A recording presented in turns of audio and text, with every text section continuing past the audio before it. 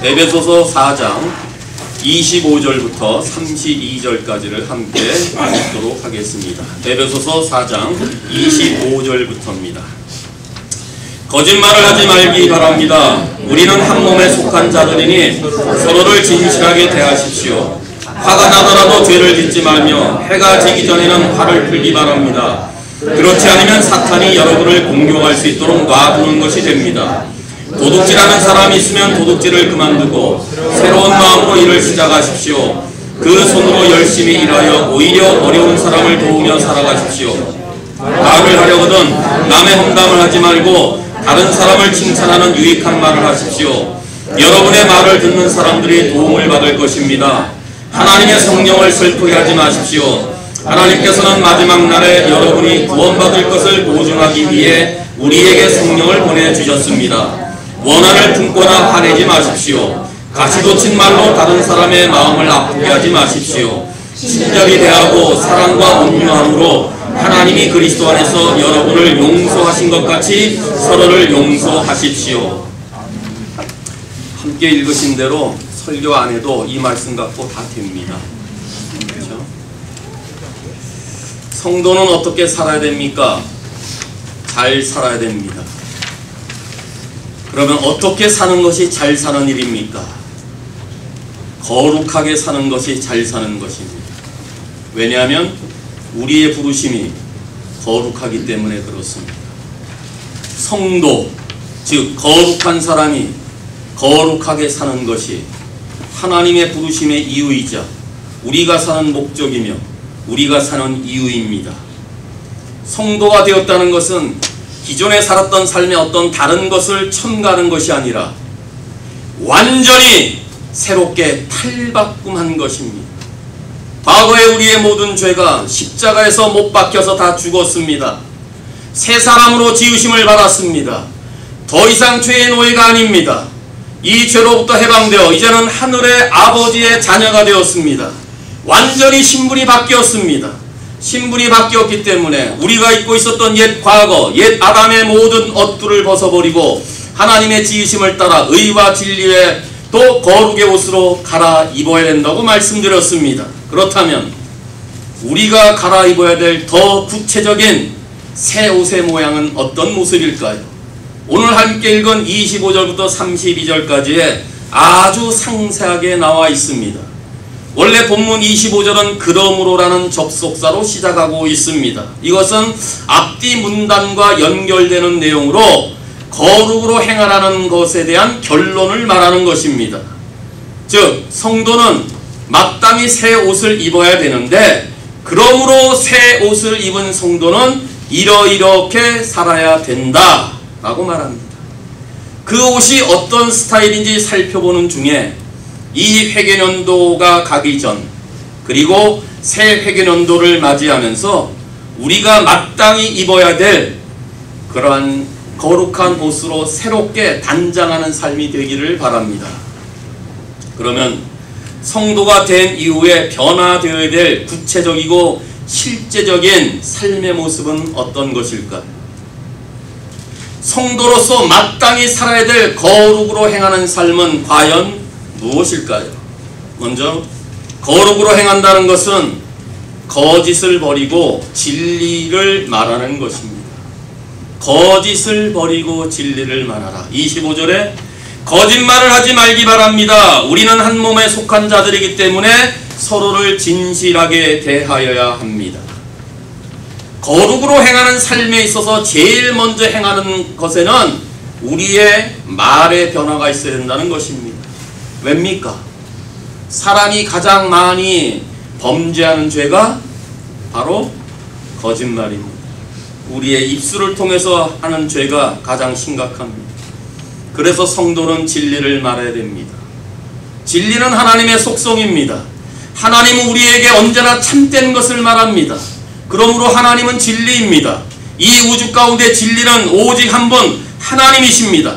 그러니 하나님이 진리시니까 하나님의 말씀은 곧 참입니다.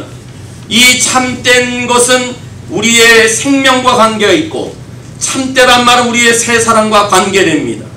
참 생명 안에서 참된 말이 나오며 진리 안에서 나오는 말 모두가 다 진실이기 때문에 그렇습니다. 반면 거짓은 옛사람과 관계가 있고 거짓은 죄와 관계가 있습니다. 사탄이 누구입니까?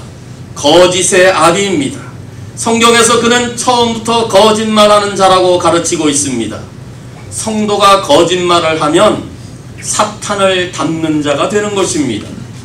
사탄은 성도가 거짓말을 하게 될 때 그거 내가 전문으로 하는 말인데 기가 막히게 성도들이 나를 닮네?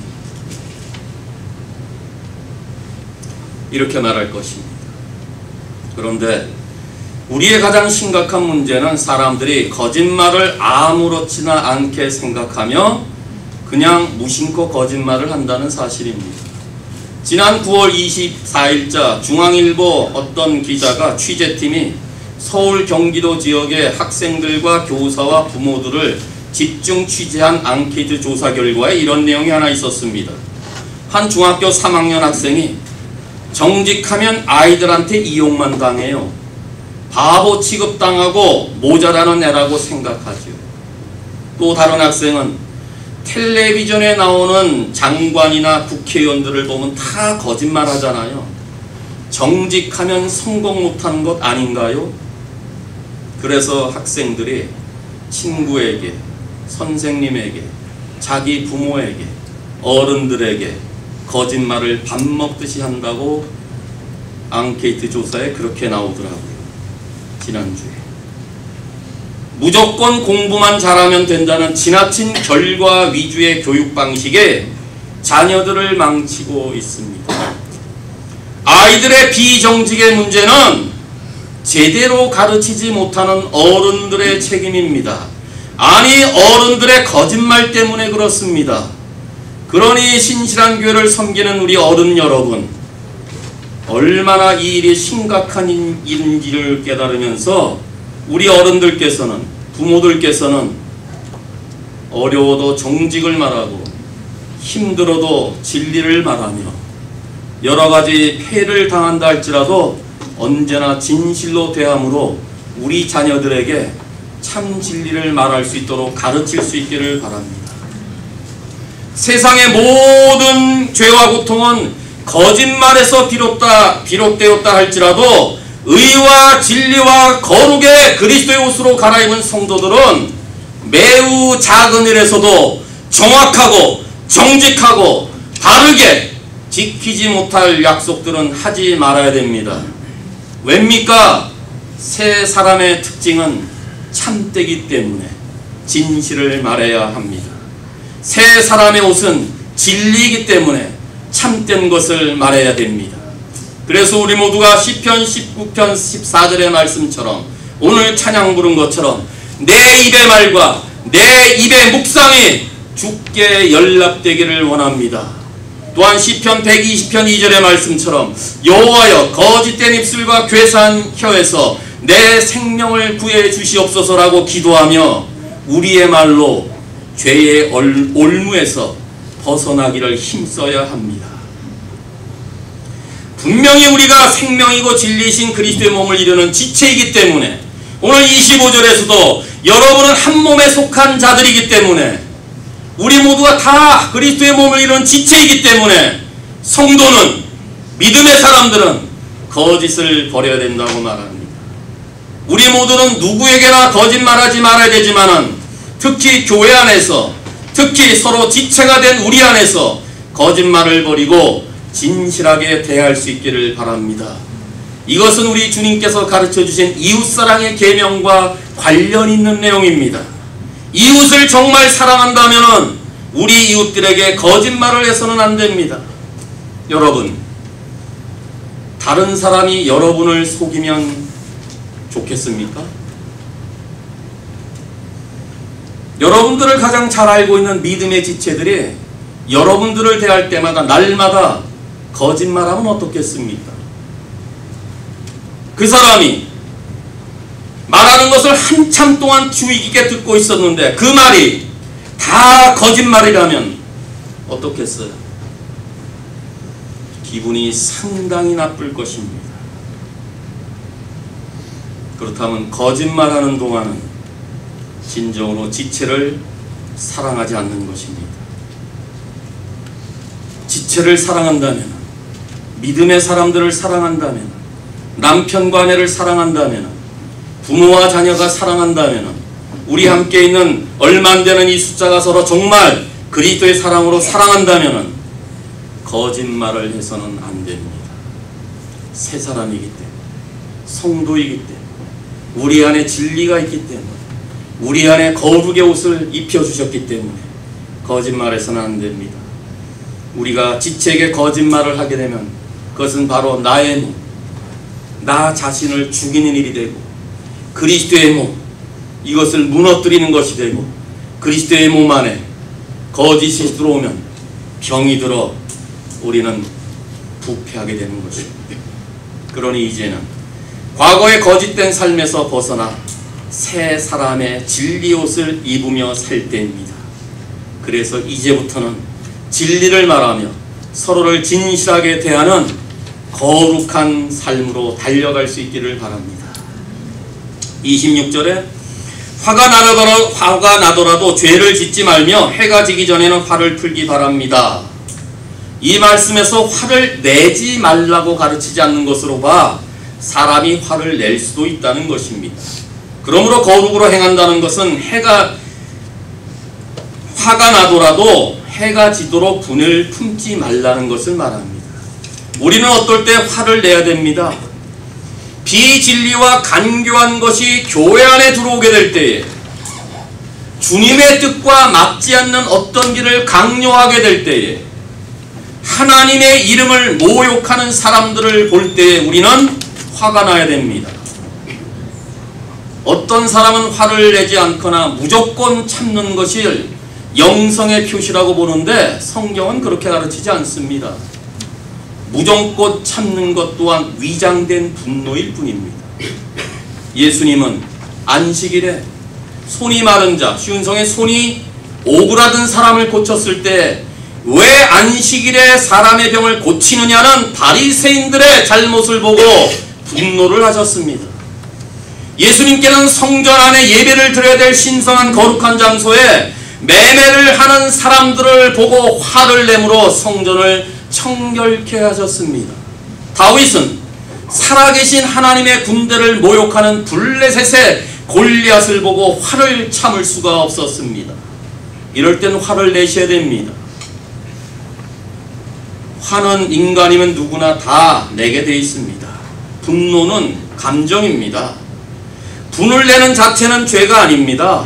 하지만 분을 내는 것 자체가 죄가 아닐지라도 분을 내다 보면은 죄를 범할 수가 있기 때문에 이런 것을 금하는 것이 26절입니다. 인류의 처음 분노는 하나님께 예배를 드린 이후부터 등장합니다. 우리도요, 주일에 하나님께 예배한 이후에 교회 문을 나가면서 가정의 집에 들어가자마자 분노를 퍼부을 수 있습니다. 사람이기 때문에. 가인과 아벨이 하나님 앞에 제사를 드렸습니다. 그런데 하나님께서 아벨의 삶과 아벨의 제물은 연락하시고 가인의 삶과 가인의 예물은 연락하지 않으시자 거절당한 것이 화가 나고, 왜 자기의 동생 것만 연락하셨느냐, 얼굴색이 변하면서 분노가 치밀었습니다. 이 분노가 동생을 쳐 죽이는 인류 역사의 최초의 살인사건으로 초래를 했습니다.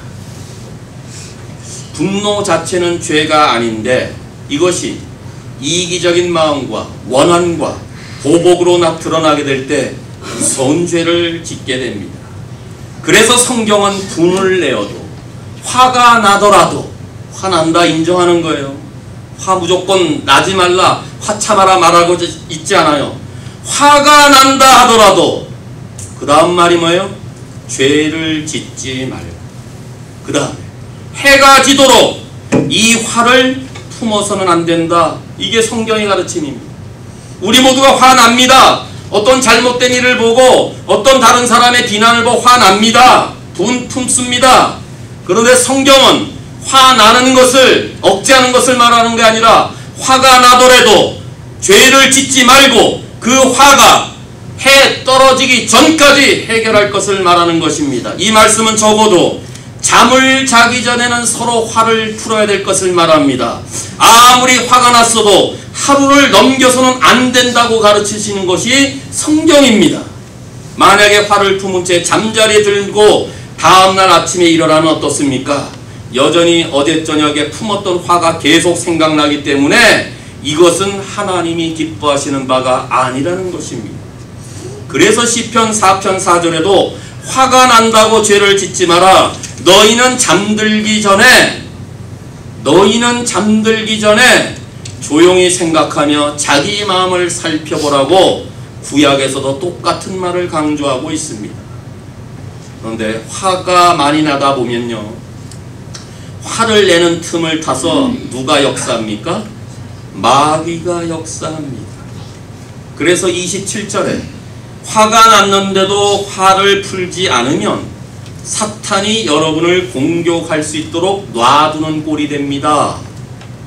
마귀가 역사함으로 화 풀지 않는 사람들에게 극단적인 행동을 취하도록 만든다, 그 말이에요. 분노는 적개심과 미움으로 발전하고 사람들에 대하여 긍휼 없음을 나타내고 사람들에게 비방으로 이어지기 쉬운 것이기 때문에, 그래서 화내는 것을 정당화하는 가운데 끝까지 이 화풀이로 사람들을 못살게 구는 것입니다. 그러면 누가 손해보는 줄 아십니까? 자신에게 해롭습니다. 그래서 시편 37편 8절에 노여워하거나 화를 터뜨리지 마십시오. 속상해하지 마십시오. 자신에게 해로울 뿐입니다. 구약에서 가르칩니다. 화내는 건 내가 손해보는 일입니다. 분을 품고 해가 지기 전까지 해결하지 않는 것 다 내가 손해보는 일이다, 그 말 아니겠습니까? 따라서 분노의 불에다가 휘발유를 뿌리지 마십시오. 분노를 잘못 따르면 사탄에게 틈을 주는 꼴이 됩니다. 사탄은 분노하는 마음에 그 좁은 틈을 비집고 들어와서, 그래 너 화나지? 집을 뛰쳐나가, 까짓것 이혼해버려, 그저 주먹으로 한 대 쳐, 충동질을 한다, 그 말이에요. 이렇게 상한 감정의 틈을 타서 사탄은 역사합니다. 그러므로 어쩌다 분이 났다 하더라도 계속 분을 품지 않음으로 인해 사탄에게 이용당하지 않도록 노력하셔야 됩니다. 분노해서 이루는 일은 없습니다. 일을 점점 더 악화시킬 뿐입니다. 분을 품은 마음으로는 하나님의 뜻을 이룰 수가 없습니다. 화나는 마음으로 하나님의 일에 동력할 수가 없습니다. 따라서 이제부터는 화가 나더라도 죄를 짓지 말며 해가 지기 전에, 오늘 밤 잠자리에 들기 전에 모든 화의 문제를 해결함으로 거룩으로 달려가는 삶이 될 수 있기를 바랍니다. 28절, 도둑질하는 사람이 있으면 도둑질을 그만두고 새로운 마음으로 일을 하십시오. 그 손으로 열심히 일하여 오히려 어려운 사람을 도우며 살아가십시오. 즉 거룩으로 행한다는 것은 자기 손으로 수고하여 선한 일을 행하는 것이다, 이렇게 가르칩니다. 아마 우리 모든 성도들은 적어도 나 정도는 도둑질은 하지 않을 것이다 라고 생각하지만 본의 아니게 혹은 의도하지 않게 도둑질할 수 있습니다. 남의 것을 그 사람의 허락 없이 자기 것으로 취하는 것은 본질상 도둑질입니다. 일부러 훔치지는 않았지만 어쩌다 보니 자기가 수고하지도 않고 그 사람에게서 받을 만한 일도 하지 않았는데 우리 집에 가보니까 그의 소유가 내 것이 되게 돼 있습니다. 그것은 도둑질입니다. 그런데 본문에서요, 도둑질하는 사람이 있으면 이렇게 기록하고 있는 시제가 현재형입니다. 이 말이 뭔지 아십니까? 바울이 에베소 교회에 편지하게 될 때에 당시 에베소 교회에 거짓말을 하는 성도가 있었다고 말하는 것입니다. 에베소 교회에 그런 일들이 있었다면 현대 교회는 없겠습니까?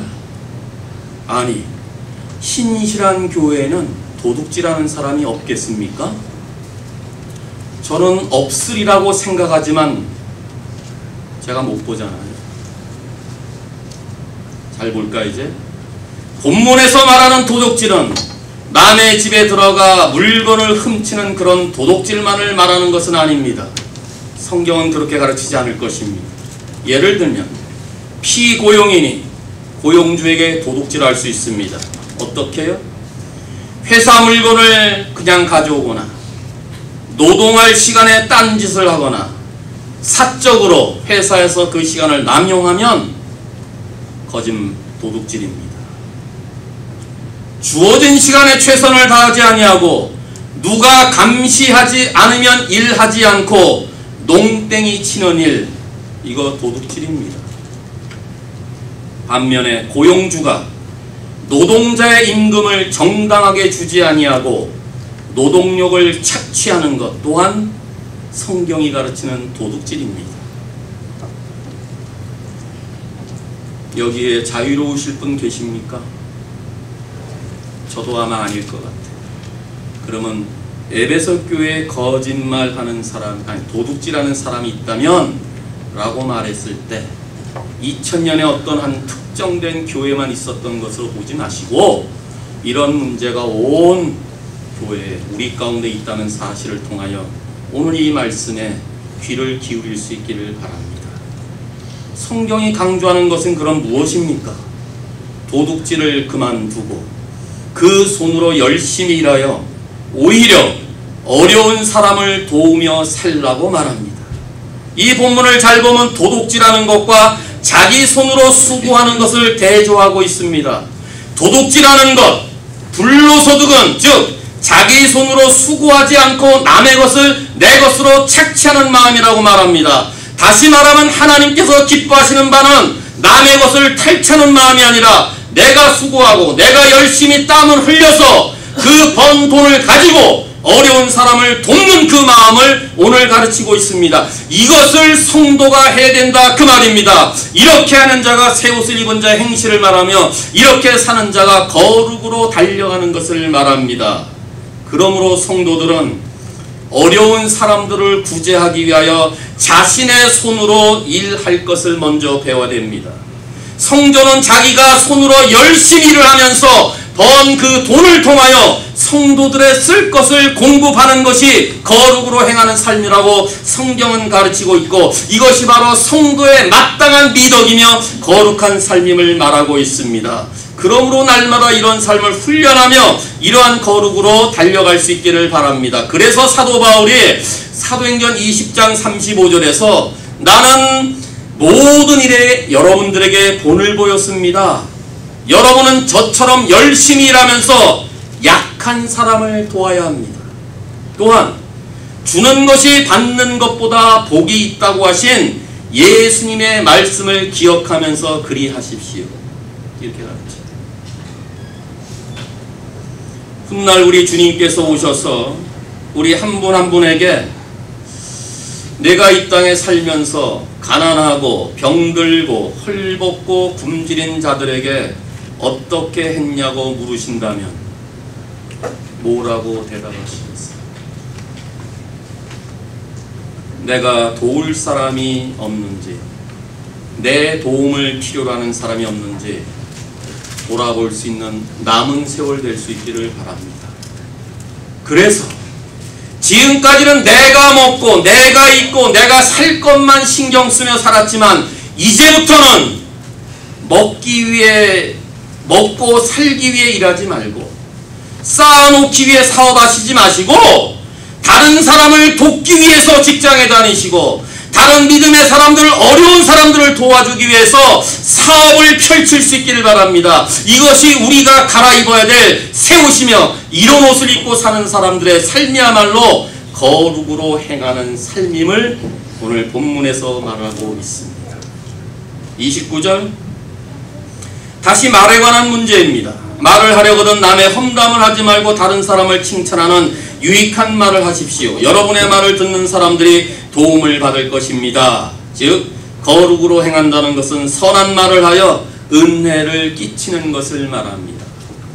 25절이 거짓말을 다루었다면 29절은 험담, 즉 더러운 말을 다루고 있습니다. 더럽다라는 원어의 뜻은 부패한다는 말입니다.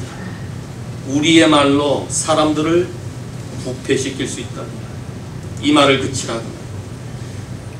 이것들은 다 성도들이 해서는 안 되는 말입니다. 그러니까 옛사람이 말하는 것과 새사람이 말하는 것은 똑같아서는 안 된다 그 말입니다.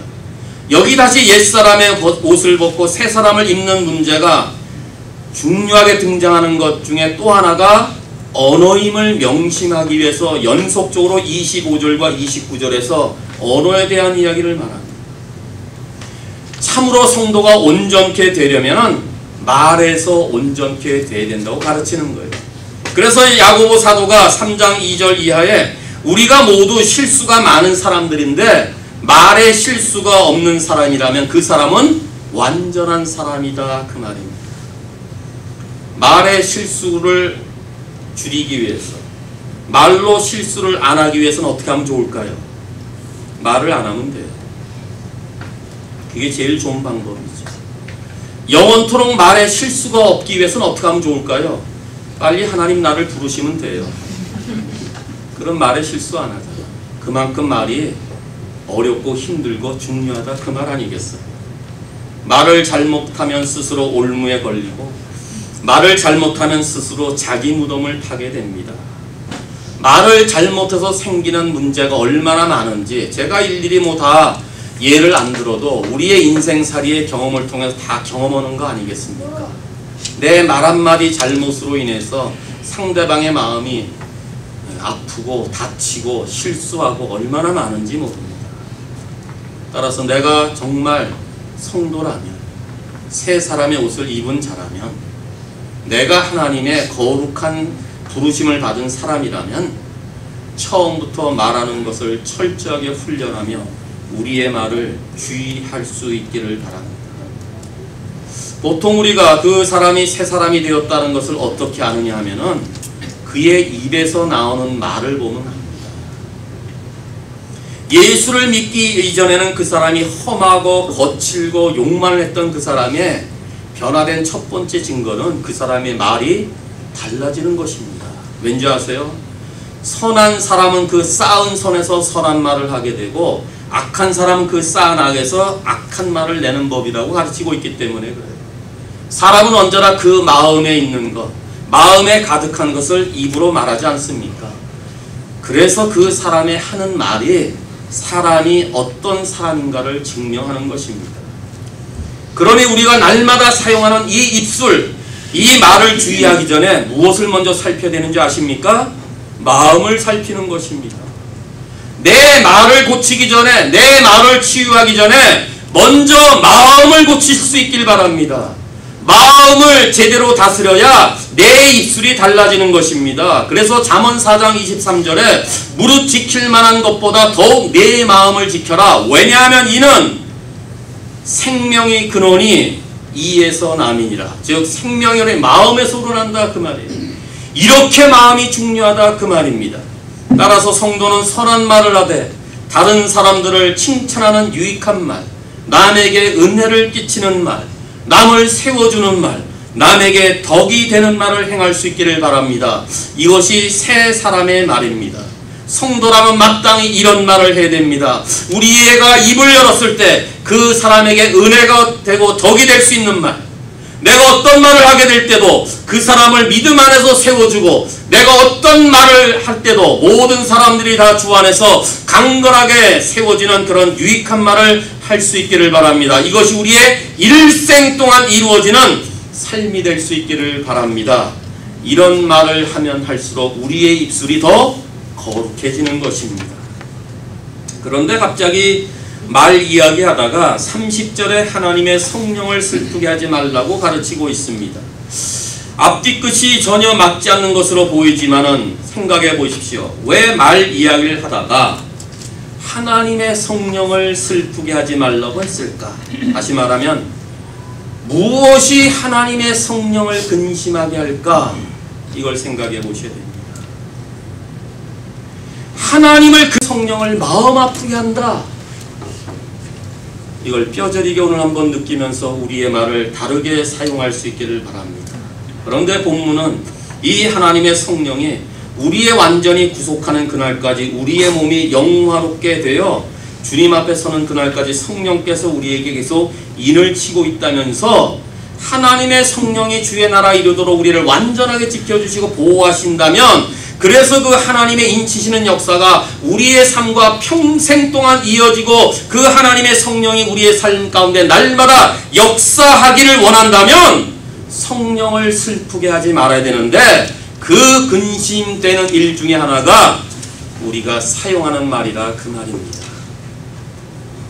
우리가 성령으로 거듭난 새 사람이며 우리 안에 정말 거룩한 성령이 계심에도 불구하고 옛사람의 행실이나 더러운 말을 사용한다면 우리 안에 내주하셔서 역사하시는 성령을 근심케 하는 일입니다. 그러므로 남은 세월 하나님의 성령을 근심케 하는 말들을 사용하지 않기를 바랍니다. 그래서 이제는 하나님, 내 입에 파수꾼을 세우사 제 입술을 지켜주시옵소서 기도하시면서 날마다 선한 말로 은혜를 끼치는 삶으로 거룩하게 달려갈 수 있기를 바랍니다. 31절, 원한을 품거나 화를 내지 마십시오. 가시돋친 말로 다른 사람의 마음을 아프게 하지 마십시오. 다시 말하면 거룩으로 행한다는 것은 인자하게 대하며 서로 용서하는 것이라고 32절에 말합니다. 사람들에게 대한 미움, 증오, 분함, 가시돋친 말 등은 성도의 삶에 합당한 일도 아니며 성도들이 품어서는 안 될 마음이다 그 말입니다. 성도의 마음속에는 언제나 선함이 가득해야 됩니다. 더 나아가서 우리는 이런 말을 하지 말아야 될 뿐만 아니라 잘못된 말로 사람들을 아프게 해서는 안 된다 그 말입니다. 왜냐하면 예수님께서도 마태복음 12장 36절에 사람이 무심코 내뱉은 무익한 말, 사소한 말, 그 말이요 심판날에 책임을 져야 된다 경고하셨기 때문에 그래요. 우리의 말하는 모든 것이요 주님 앞에 서는 날 말한 대로 책임져야 될 것을 경고하고 계셨어요. 그렇기 때문에 성도들은 32절에서 말하는 대로 인자하게 대하며 불쌍히 여기며 서로 용서해야 된다라고 말합니다. 이 말씀을 보면서 우리가 성도로서 우리도 이와 같이 한다고 말하지만요, 한번 엄밀히 한번 따져보십시오. 우리는 여러 사람들에 대하여 그리 인자하지 않습니다. 우리는 지체들에게 불쌍히 여기지 않습니다. 우리는 이 말을 한다고 말하지만 우리들은 온유하지도 않습니다. 더 나아가 말은 용서한다고 말하지만 솔직히 용서도 잘 못하는 게 우리 성도들 아닙니까?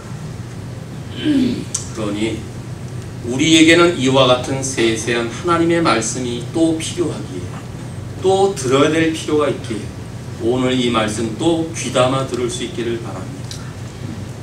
남의 이야기가 아니라 나의 이야기입니다. 이 교회가 아닌 다른 교회 성도들의 이야기가 아니라 바로 이 내용이 우리 교회의 이야기입니다. 우리 성도의 이야기입니다. 남의 말로 듣지 마십시오. 이런 일을 하고 알고 있는 것이 중요한 것이 아니라 정말 이 말대로 인자하게 대하고 불쌍히 여기고 서로 용서하는 마음이 오늘 신실한 교회에 또 필요하기 때문에 에베소 교회에 주신 말씀이 오늘 우리가 들어야 될 말씀으로 다시 한번 받기를 바랍니다. 성령을 쫓아 산다고 하면서 악독과 노함과 분냉과 해방하는 일은 교회를 연합하게 하는 일이 절대 아니고 갈라놓고 파괴하는 일일 뿐만 아니라 이러한 모든 일들은 성도의 마땅한 행실이 아니라고 말합니다.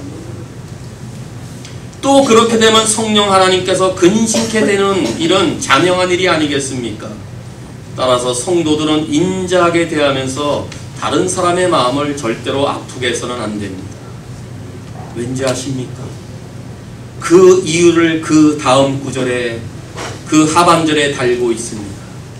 왜 우리가 인자하게 대하며 왜 우리가 친절하게 되어야 되는 이유를 말하고 있는데 하나님이 그리스도 안에서 여러분들을 용서하셨기 때문에 서로 용서해야 된다. 이것이 그렇게 되는 이유입니다. 우리 모두가 용서받을 수 없었던 우리가, 죄사함의 은총을 받을 수 없었던 우리가 하나님이 그리스도 안에서 일방적으로 무조건적으로 완전하게 사랑해 준 그 사랑, 용서가 있다면은 용서받은 그 용서로 서로를 용서하라고 가르치고 있습니다. 골로새서 3장 14절 15절에서도 동일하게 말씀하고 있습니다. 화를 내기보다는 용서하고 여러분에게 해를 입히더라도 용서해 주기 바랍니다. 우리 주께서 우리를 용서하신 것 같이 우리도 다른 사람을 용서해 주어야 되지 않겠습니까? 골로새 교회도 동일한 문제가 있었다고 보여집니다. 교회는 어렵고 힘든 상황에 있는 지체들에게 친절과 사랑으로 돌봅니다. 위기에 몰린 사람들을 감쌀 뿐만 아니라 자신에게 해를 입힌 사람까지도 용서하려고 하며 교회는 그들을 향하여 부드럽게 대합니다. 왜 이런 일이 교회에, 어떻게 이런 일이 지체들 가운데 이루어질까요? 우리는 원래 하나를 이룰 만한 요소를 가지고 있지 않았던 자들입니다. 교회 안에서 일치를 가져오고 연합을 가져올 만한 어떤 근거도 원래 우리 안에는 하나도 없었던 사람입니다. 그런데 어떻게 우리가 그리스도 안에서 한 몸을 이루며 하나님의 아들을 믿고 아는 일에 하나가 되어 이곳에서 지금도 함께 신앙의 영주를 달려가고 있습니까?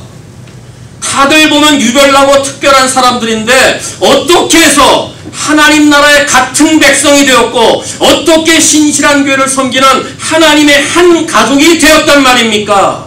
그것은 단 하나, 하나님이 그리스도 안에서 저와 여러분 모두를 용서하여 주신 그 용서함 받은 자들이라는 것, 이유 그거 하나밖에 없습니다. 그러므로 서로 용서하십시오. 그러므로 인자하게 대하십시오. 그러므로 친절하게 대하십시오. 원래 우리 예수를 믿기 전에 우리 모두는 다 경건치 아니했습니다. 우리 모두가 다 죄인들이었습니다. 아니, 우리는 하나님과 원수된 자들이었습니다. 그런 우리들을 하나님이 그리스도 안에서 용서를 해주셨다면, 우리에 있는 그대로 모습을 그대로 받아주셨다면, 그래서 이 사실을 확신한다면 서로 인자하십시오. 이것을 정말 체험했다면 서로 불쌍히 여길 수 있길 바랍니다. 이것을 정말 지금도 확신하여 감사하고 있다면 우리는 서로 용서하셔야 됩니다. 우리가 성도일 수 있는 것은 세상이 결코 알 수 없는 용서의 감격을 소유했기 때문입니다. 따라서 용서는 성도의 삶의 본질이며 인간이 하나님의 거룩한 성품에 참여하는 길 중에 하나입니다. 원래 용서는 사람이 행하는 것이 절대 아니었습니다. 용서는 높고 높은 보호자에 계신 하나님이 낮고 천한 우리 같은 자들을 위해서 일방적으로 퍼부으신 것이 용서입니다. 용서는 원래 사람의 마음이 아니라 하나님의 마음입니다. 그런데 이 하나님의 마음을 전혀 품지 못했던 죄인이었던 우리가 하나님이 그리스도 안에서 용서해 주셨던 그 용서의 마음을 품었기 때문에 이제부터 우리 모두는 용서하는 마음으로 인자하게 대할 수 있기를 바랍니다. 용서하는 성도가 성도됨을 보여주는 중요한 징표이기 때문에 그렇습니다. 따라서 평생 그리스도 안에서 용서함을 받은 그 용서함으로 서로를 인자하게 대하며 서로 용서하는 삶으로 인하여 거룩으로 달려가는 남은 삶이 될 수 있기를 바랍니다. 사랑하는 신실한 교회 성도 여러분, 믿음 생활이란 한 번 구원받고 그 자리에 그냥 머물러 있는 것이 아니라 그리스도의 보혈로 새 사람이 되었기에 날마다 새 옷으로 갈아입는 삶이어야 합니다. 새 옷을 갈아입는 일이야말로 언제나 거룩으로 향하는 길입니다. 지금까지 어떤 말을 했느냐? 지금까지 어떻게 살아왔느냐는 중요하지 않습니다. 지난 회개년도를 잊어버리십시오. 이제부터입니다. 우리가 진실로 회개하며 우리의 무익한 말을 회개하며 우리의 더럽고 추한 말을 이 시간 회개하며 회방하고 비난하고 거짓말했던 것을 이 자리에서 오늘도 회개하며 하나님은 저와 여러분들을 과거에 그리스도의 피로 씻어주신 것 같이 오늘도 우리의 모든 더럽고 추하고 악한 말들을 깨끗이 씻어줌으로 거룩한 사람으로 새롭게 옷을 입혀주실 것입니다. 문제는 남은 날입니다. 문제는 오늘부터입니다. 이제는, 그리고 새 회개년도에는 하나님이 원하시는 새 옷을 입읍시다. 거짓말하던 삶에서 참된 것을 말하는 삶으로, 도둑질하는 삶에서 구제하는 삶으로, 분노 대신에 절제를, 더러운 말 대신에 은혜로운 말을, 악의에 찬 회방 대신에 이웃을 향하여 인자하게 대하고 서로 용서하는 삶의 옷으로 갈아입는 남은 세월 될 수 있기를 바랍니다.